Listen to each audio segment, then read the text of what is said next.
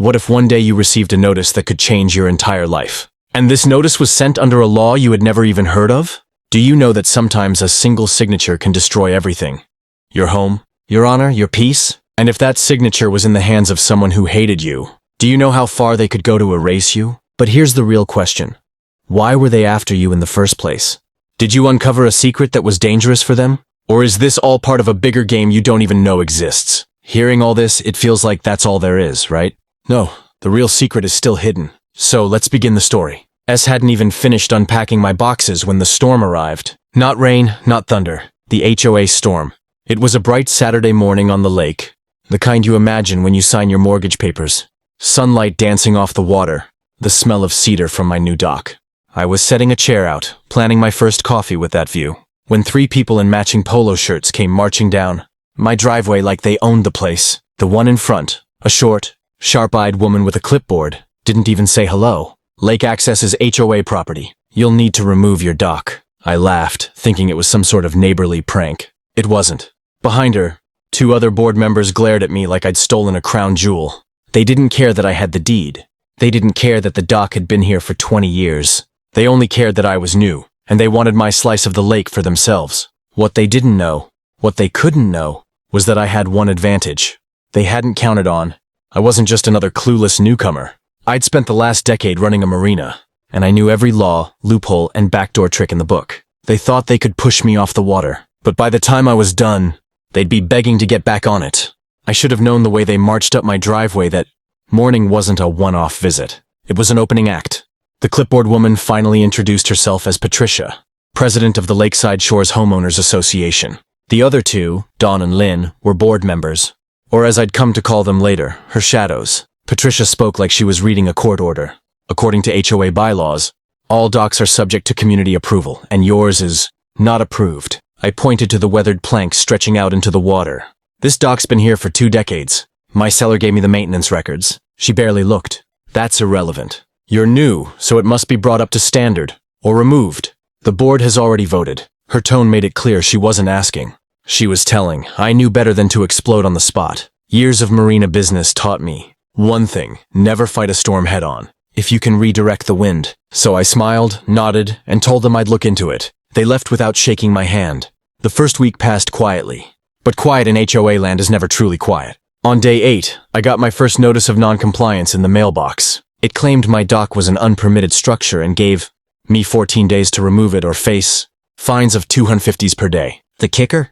The letter was hand-delivered by Patricia herself, and she lingered on my porch just long enough to ask, with a smirk, "By the way, are you planning to have any boats tied up there? Because that's another approval process." It didn't take long to piece together the game. The HOA wasn't after my compliance. They were after my waterfront access. A neighbor, Frank, filled me in over coffee at the local diner. "See, Patricia's lot doesn't touch the water," he said, stirring sugar into his mug. "Neither does Don's or Lynn's. But the bylaws let the HOA lease out unused waterfront for community enjoyment, which really means board member enjoyment. They've been eyeing that stretch since your seller put it up for sale. So they think they can just take it?" I asked. Frank shrugged. "They've done it before. New folks don't know the rules. They fold. I didn't fold. But I also didn't make my move yet. The pressure campaign began small. One afternoon, I came home to find bright orange warning tape strung across the entrance to my dock. Attached was another notice, this one claiming my dock was unsafe and had been temporarily closed for inspection. No inspector's name, no date, just Patricia's initials in red ink. The next morning, my garbage bins were left tipped over in the middle of my driveway. Not a big deal, except that garbage pickup was yesterday. Somehow the lid to my recycling bin was also missing.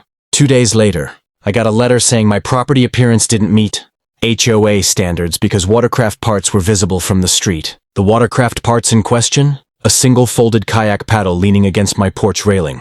I started keeping a log, dates, times, photos. If they wanted to play the long game, I'd play it longer.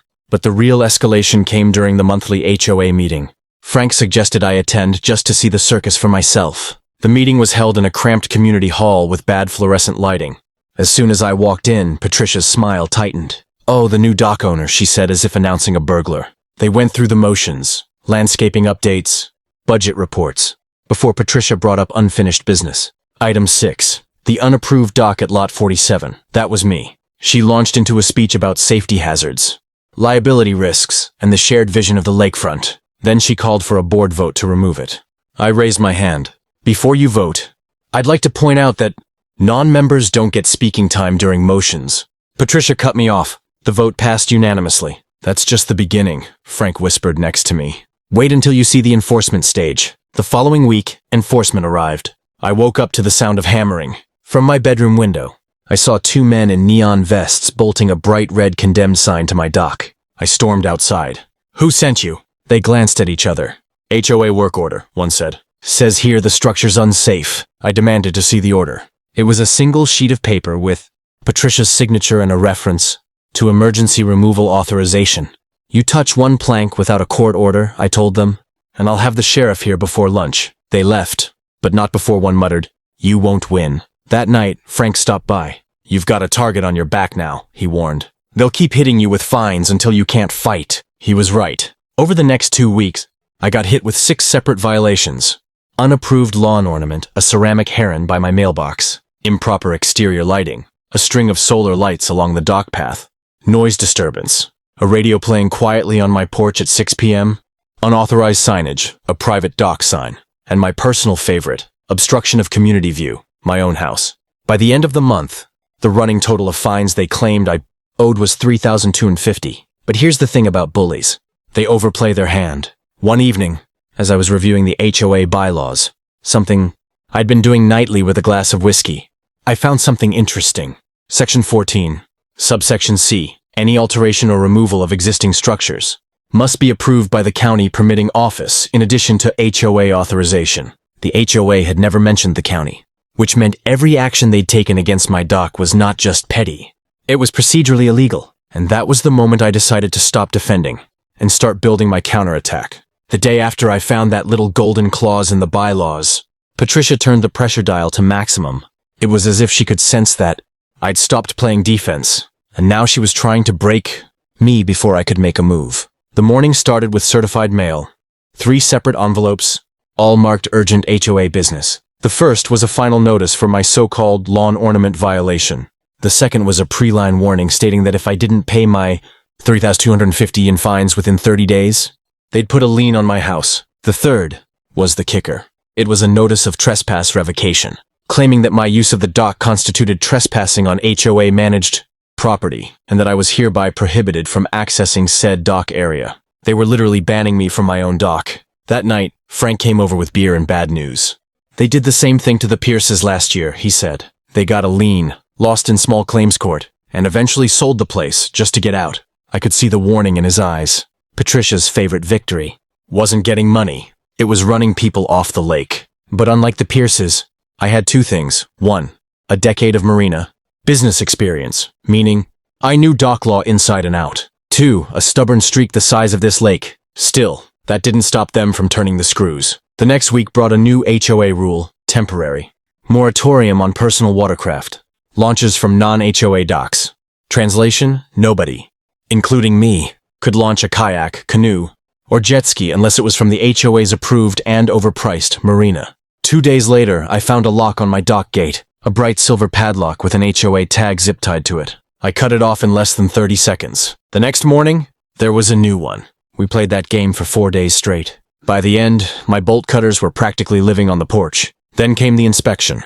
A man in a reflective vest showed up unannounced with a clipboard, claiming to be a lake safety inspector. No badge, no ID, just a paper form with HOA at the top. He poked around my dock, took photos, and made notes while muttering things like, yeah, that's definitely not to spec. When I asked for his credentials, he told me he didn't have to show them because the HOA had contracted him. When I told him to leave, he smirked and said, Patricia's not gonna like that. But the moment things really turned was the night of the lights. I was sitting in my living room when a harsh white glare filled the window. I stepped outside and saw 2 massive construction floodlights set up across the water, aimed directly at my dock and house.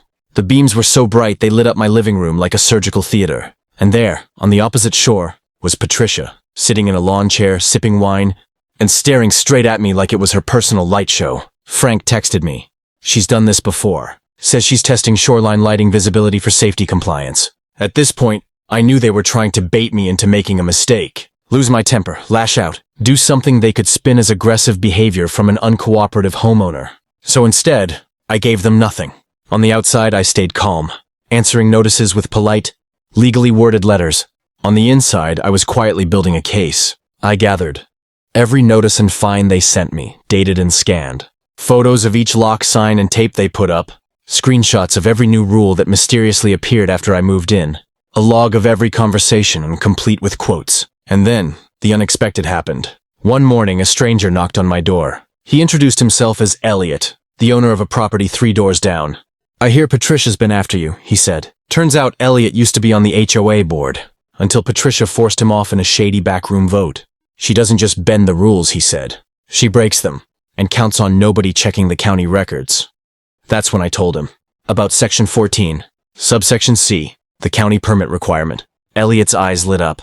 "She's never gotten county approval for any dock removal, ever. If you have proof, you could nuke her whole operation." And then, almost as if the HOA sensed a rebellion forming, they escalated to outright sabotage. One afternoon, I came home to find my kayak untied and drifting 30 feet out into the lake. 2 days later, my dock's cleats, the metal fixtures for tying up boats, had been unscrewed and tossed into the grass. The following week, someone dumped a pile of rotting fish guts in my garbage bin, which sat in the summer sun for 2 days before I found it.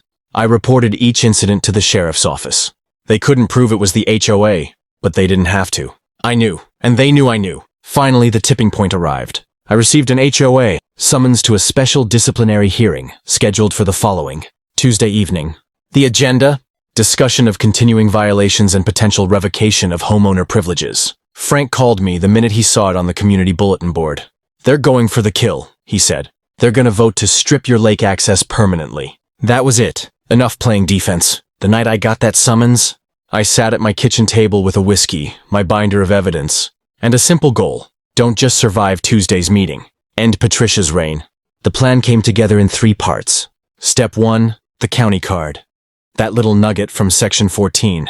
Subsection C wasn't just a loophole, it was a torpedo. I called the county permitting office first thing Monday morning. "Hi, I'm looking for any and all dock removal permits for Lakeside Shores HOA," I said. The clerk on the other end paused, typed, and then said, "We don't have a single record for that." HOA. Going back 20 years. Bingo. I had them email me the official statement, stamped, signed, dated. If Patricia had been removing docks without permits, she hadn't just broken HOA rules, she'd broken county law. Step 2, the ally network. I wasn't the only one who'd been on the receiving end of Patricia's power plays. With Elliot's help, I called every homeowner who'd clashed with her. The Pierces, a retired couple named the Harpers, even a guy named Ron who'd once been fined for non-HOA approved garden gnomes. By Tuesday morning, I had a small army of fed-up residents, ready to show up at the meeting, not to speak for me, but to speak against her. If Patricia wanted to put me on trial in front of the neighborhood, I was going to give her a trial she'd never forget. That meant visuals. I printed photos of every violation notice, every lock they'd put on my dock, every orange tape barricade. I blew up the condemned sign photo to poster board size. And front and center, I had a copy of the county's letter, the kill shot. The day of the meeting, I dressed not for war, but for confidence. Clean button down, no tie, calm posture. Patricia's face soured the second I walked into the hall carrying that binder. The turnout was bigger than usual. About 30 residents instead of the usual 10. My little coalition was scattered among them. Just like we'd planned. Patricia banged the gavel. "Tonight's special hearing concerns the repeated violations of homeowner. Lot 47, including illegal dock construction, unauthorized signage, and obstruction of community view." She motioned toward me like a prosecutor pointing at the accused. "Mr. she started. I held up a hand. "Before you proceed, Madam President, have documentation relevant to this hearing that you'll want to see." She tried to brush it off. "This is not the time." "Oh, it's exactly the time," I said. "Because what I have doesn't just concern my dock. It concerns every dock removal you've ever ordered." The room shifted. Eyes turned. Even Don and Lynn looked nervous. I walked to the front and handed a copy of the county letter to the secretary. Then I read it aloud. "Per county records, no permits have ever been issued to Lakeside Shores HOA for the alteration or removal of dock structures within its jurisdiction. Any such actions are therefore unpermitted and subject to enforcement under county ordinance." The silence that followed was delicious, which means I continued, "that every dock removal you've ordered has been illegal, and every fine issued on that basis Invalid. Patricia's jaw tightened. I didn't let her finish. Oh, and about those so-called safety inspections? I flipped open my binder and held up the photo of the inspector, with no ID. Turns out, the county also has no record of him as a licensed Marine safety officer. From the back, Elliot called out, "That's because he's Lynn's nephew." The room erupted in whispers. Patricia tried to regain control. "None of this changes. The fact that your doc violates..." I turned to the crowd. "My doc has been here for over 20 years. It's grandfathered in under the HOA's own bylaws. The only reason it's suddenly a problem is because my lake access was something certain people wanted for themselves, and right on cue the..." Harper stood up. "She did the same thing to us in 2018, Mrs. Harper said. Took our dock for community use. Now only she and her friends use it." Ron chimed in. "She fined me $500 for a gnome." A gnome. It was like a dam breaking. One by one, residents stood up with their own stories. Petty fines, rule changes targeting specific homes, selective enforcement. Patricia banged the gavel over and over, "Order, order." But the more she shouted, the less control she had. Her power, which had always been about intimidation, was dissolving in real time. And then came the final twist in my plan. Pulled a folder from my bag and set it on the table. "These," I said, "are copies of a formal complaint to the County Code Enforcement Office and the State HOA Regulatory Board. Both will be receiving them tomorrow morning. Unless this board votes tonight to rescind every fine against me, remove all warnings from my record, and acknowledge my dock as permanent and lawful." Patricia glared at me like she could set me on fire. But she knew, if the county got involved, she wasn't just losing this battle. She was risking fines, removal from office, maybe even a lawsuit. I sat back, folded my arms, and waited. Dawn whispered something to Lynn. Lynn whispered to Patricia. Finally, Patricia spoke through clenched teeth. "The board will take a 5-minute recess." As they left the table, Elliot leaned over to me. "You've got her. She's cornered." When they came back, Patricia's voice was brittle. "Effective immediately, all fines against Lot 47 are rescinded. The dock is recognized as grandfathered and compliant." No apology, no smile. But it didn't matter, because I could already see the next phase playing out. Whispers among residents, mutters about elections, eyes that no longer feared her. Her armor was cracked, and I wasn't done yet. The vote to rescind my fines was the first crack in Patricia's wall of power. The next step was making sure the whole thing came crashing down. The very next morning, I drove to the County Code Enforcement Office. I didn't just file my complaint. I sat down with the officer in charge, a woman named Marcy, and walked her through every detail. Marcy flipped through my binder, stopping at the condemned sign photo. "They posted this without a permit?" she asked. "Not just that one," I said. "Every dock removal they've done for 20 years. She gave a low whistle. "You know, this could trigger fines for the HOA, and personal liability for the president." "That's the idea," I said. Meanwhile, the residents who'd spoken up at the meeting weren't done either. Elliot had been busy organizing signatures for a recall petition. By the end of the week, more than half the neighborhood had signed. Patricia must have sensed the ground shifting beneath her because she switched tactics. Suddenly I was getting friendly notes in my mailbox. "Hope we can put the past behind us. We should collaborate on lakefront maintenance." I didn't respond, because I knew what was coming next. 2 weeks later, the county sent an official investigator to the lake. Not a fake inspector this time. A real one, badge and all. They toured every dock, reviewed HOA records, and interviewed residents. When they left, Patricia stood on her porch, arms crossed, glaring at me. The look said it all. "You did this." The hammer dropped at the next HOA meeting. Marcy herself showed up, walking in with a stack of documents and the kind of calm confidence that comes from knowing you have the winning hand. She addressed the room like a teacher scolding a class. "The county has determined that multiple dock removals were conducted by this HOA without proper permits. As such, all related fines are invalid, and the HOA will be required to return collected funds or issue credits to affected homeowners." Ripple of shocked murmurs spread across the hall. Marcy wasn't done. Furthermore, due to repeated violations, the HOA will be fined $12,000, payable within 60 days. Failure to comply will result in legal action. Patricia's face went pale. Her voice trembled as she tried to object, but Marcy cut her off. "This is not up for debate. Additionally, the county recommends the board consider leadership changes to restore community trust."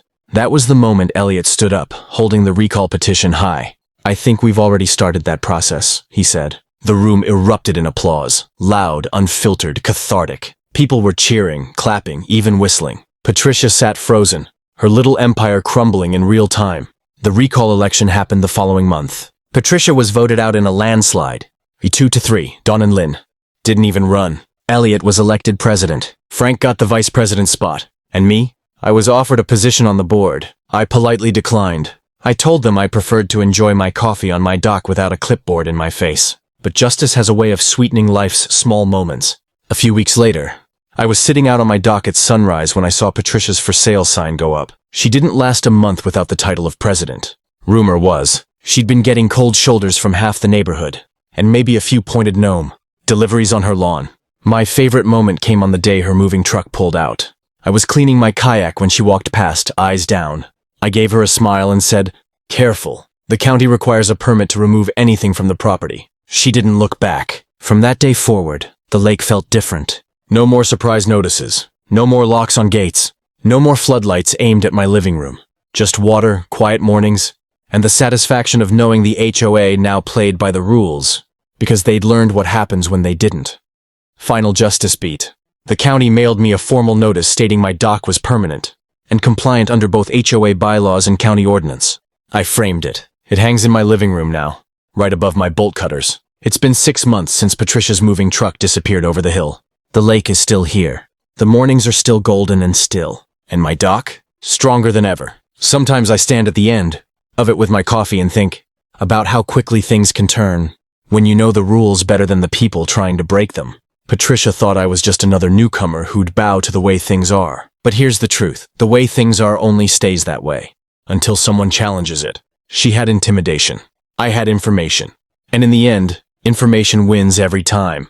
The funny thing is, I never set out to be a hero for the neighborhood, just wanted to be left alone to enjoy my slice of the lake. But when the HOA came for me, they accidentally pulled back the curtain for everyone else. And once people saw what was behind it, they couldn't unsee it. Elliot tells me the new board runs meetings like actual discussions now. No more motions without debate. No more sudden rule changes that just happen to benefit the board members. It's boring, and that's exactly how HOA meetings should be. Every once in a while, a neighbor will stop by and ask me to look over a notice they got. I don't mind. I spent years running a marina. It turns out, that makes you a pretty good HOA whisperer. And maybe that's the real win here. Not just that I kept my dock, but that people aren't afraid to stand up anymore. They've seen it done. They know it works. If you've been watching this whole story and thinking, I'd never let them get away with that, here's my advice. Document everything. Learn the rules better than the people trying to use them against you. And never, ever let a bully dictate the boundaries of your own property. One last thing before I go, because I know someone's going to ask. Yes, the bolt cutters are still on my porch. Not because I need them anymore, but because they make for a great conversation starter. Poetic justice moment. Last week, the new HOA president sent me an invitation to the annual lakefront barbecue. They're holding it right here on my dock. The same dock Patricia tried to condemn. Sometimes justice doesn't just come full circle. Sometimes it throws a party on your front lawn. Takeaway. Bullies hate sunlight, and the moment you shine a light on their games, they melt faster than you think. So tell me, if your HOA came after something you loved, would you fight back, or would you walk away? Drop your answer in the comments. And if you made it this far, comment justice served so I know you're one of the real ones. If you like this story, make sure you subscribe. Because trust me, this wasn't the last time someone underestimated me. And the next one, let's just say, the HOA isn't the only organization that's about to regret picking a fight.